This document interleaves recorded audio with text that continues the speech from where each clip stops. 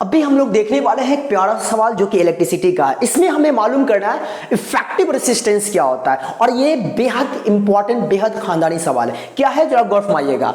A wire of resistance 12 ohm is bent in the form of an equilateral, calculate the effective resistance between any two vertices. तो एक बात याद करिए, बचपन में हम लोगों ने पढ़ा था series combination and parallel combination. तो बुआ जी सीरीज कॉम्बिनेशन की अगर हम बात कर लें तो सीरीज कॉम्बिनेशन में नेट रेसिस्टेंस अगर हमें मालूम करना होता है, इक्विवेलेंट रेसिस्टेंस मालूम करना होता है, तो वहां पे लिखते हैं R equal R1 plus R2 plus R3 वगैरह वगैरह एंड सो ऑन। लेकिन अगर हम पैरेलल कॉम्बिनेशन की बात कर लें तो पैरेलल कॉम्बिनेशन में इफेक्टिव रेसिस्टेंस अगर हमें मालूम करना है तो वहां पे लिखते हैं 1/R equal 1/R1 plus 1/R2 plus 1/R3 and so on. Right, जरा गौर फरमाइएगा। यहां पे हमारा सवाल क्या करा मैंने पढ़ दिया, अब इसका करते हैं सॉल्यूशन। सवाल हमारा है कि एक वायर है जिसका रेसिस्टेंस हमारा क्या है 12 ओम, और सवाल में कह रहा है कि इसको बेंट करा जा रहा है किस फॉर्म में, इक्विलेटरल के फॉर्म में। तो आप जरा गौर फरमाइएगा, इक्विलेटरल के फॉर्म में बेंट किया गया, इसका मतलब ये हुआ इक्विलेटरल। इक्विलेटरल में ऑल साइड इक्वल होता है। तो आप जरा प्यार से शिद्दत से हमें जरा बताओ कि 12 ओम है, इसको बेंड करके इक्विलेटरल बनाया गया है, तो कितना कितना रेसिस्टेंस होगा। आप कहोगे सर यहां पे 4 ओम हो जाएगा, ये भी 4 ओम होगा, ये भी 4 ओम होगा, तब तो 4 4 8 4 12 ओम हो गया टोटल। नहीं बात समझे ना। खुद सोचिए कि भाई 12 ओम है और 12 ओम को हमें इक्विलेटरल बनाया गया है, तो बेशक हम कह सकते हैं कि इस पूरे लेंथ को ऐड करने के बाद 12 आना चाहिए। तो खुद सोचो भाई इक्विलेटर बनाया गया यानी 4 ओम होगा, हाँ या ना। चलिए, तो ये अब हमें सवाल में क्या बोला है, इक्विवेलेंट रेसिस्टेंस मालूम करना है, इफेक्टिव रेसिस्टेंस मालूम करना है एनी टू वर्टिसेस, कोई भी दो वर्टिसेस के अलोंग। तो मान लीजिए ये वर्टिसेस है और ये वर्टेक्स है, इस वर्टेक्स के बीच हमें मालूम करना है क्या, इफेक्टिव रेसिस्टेंस। या तो आप ये और ये भी ले सकते हो, नहीं तो आप ये और ये भी ले सकते हो। राइट, अब जरा गौर फरमाइएगा, याद रखिएगा हमेशा, जिसके बीच हमें मालूम करना है इक्विवेलेंट रेसिस्टेंस, इफेक्टिव रेसिस्टेंस, उसको फिलहाल थम के रखते हैं, फिलहाल रोक कर रखते हैं। तो आप जरा बताओ हमें इसके बीच मालूम करना है, तो बाकी को देखो, इसको फिलहाल रहने दो। तो आप देखो ये 4 ओम और ये 4 ओम, ये दोनों जो आप देख पा रहे हो, दरअसल कौन सा कॉम्बिनेशन होगा, आप कहोगे सर सीरीज कॉम्बिनेशन हो, क्योंकि सीरीज का डेफिनेशन है बच्चा, याद रखना कि दो या दो से ज्यादा रेसिस्टर्स इस तरीके से कनेक्ट हो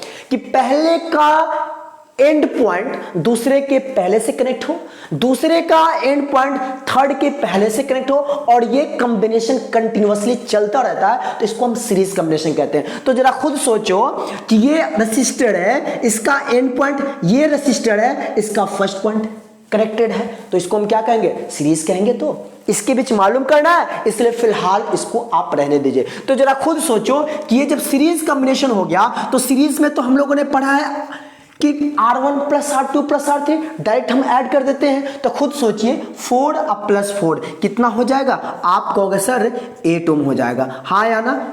क्लियर बात है, 4 4 8 ओम हो गया। अब जरा हमें बताओ, हमें तो इसके बीच मालूम करना है, तो जब इसके बीच मालूम करना है तो आप खुद सोचिए ये 4 है, तो यानी कि आपका कुछ इस तरीके से बनेगा, ऐसा, ये भी मालूम है ऐसा कुछ है, तो हाँ या ना। तो ये तो दोनों मिलाकर 8 हो गया, और हमें मालूम करना है इसके बीच में टोटल रेसिस्टेंस, इफेक्टिव रेसिस्टेंस। तो खुद सोचो कि ये दोनों क्या हो गया, अब आप कहोगे सर पैरेलल हो गया। तो पैरेलल का हमने बचपन में फॉर्मूला पढ़ा है क्या, 1/R equal 1/R1 plus 1/R2 plus 1/R3। लेकिन यहाँ पे तो दो ही रेसिस्टर है, तो आराम से प्यार से हम क्या फाइंड कर सकते हैं, 1/RP यानी पैरेलल, 1/R1 मतलब 1/8, अब प्लस 1/R2 मतलब 4। इसका जब हम एलसीएम लेंगे तो मेरे को 8 आएगा, 8 1 जा 8 तो 1 1 जा 1 प्लस 4 2 जा 8 तो 2, तो क्या हो जाए यहाँ पे 3/8। और ये 3/8 जो आया हमें वैल्यू, ये तो 1/R का वैल्यू आया, किसका वैल्यू आया, 1/R का। तो मेरे को नेट रेसिस्टेंस RP चाहिए, तो RP का वैल्यू जो हो जाएगा क्या होगा, ये पलट गया तो ये भी पलट जाएगा, तो कितना हो जाएगा 8/3 ओम। और इस तरीके से हमारा आंसर हुआ।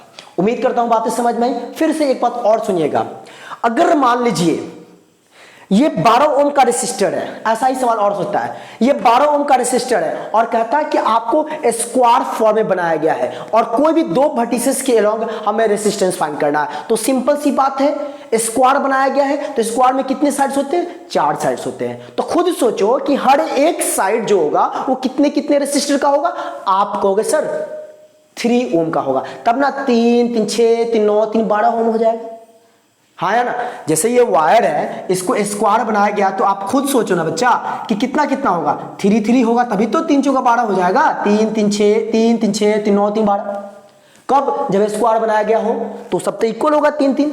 और हमें पूछा है क्या कि कोई भी दो वर्टिसेस के अलोंग फाइंड कर लो, तो आराम से फाइंड कर सकते हो। इसमें आपको कह सकता है कि डायगोनल के अलोंग फाइंड कर लो, तो आराम से फाइंड कर सकते हो। तो उम्मीद करता हूं बातें समझ में आई। अगर समझ में आए तो प्लीज वीडियो को लाइक करिए, दोस्तों को भी शेयर करिए और साथ ही चैनल पर नए हैं तो सब्सक्राइब कर बेल आइकन को प्रेस करिए। Thank you.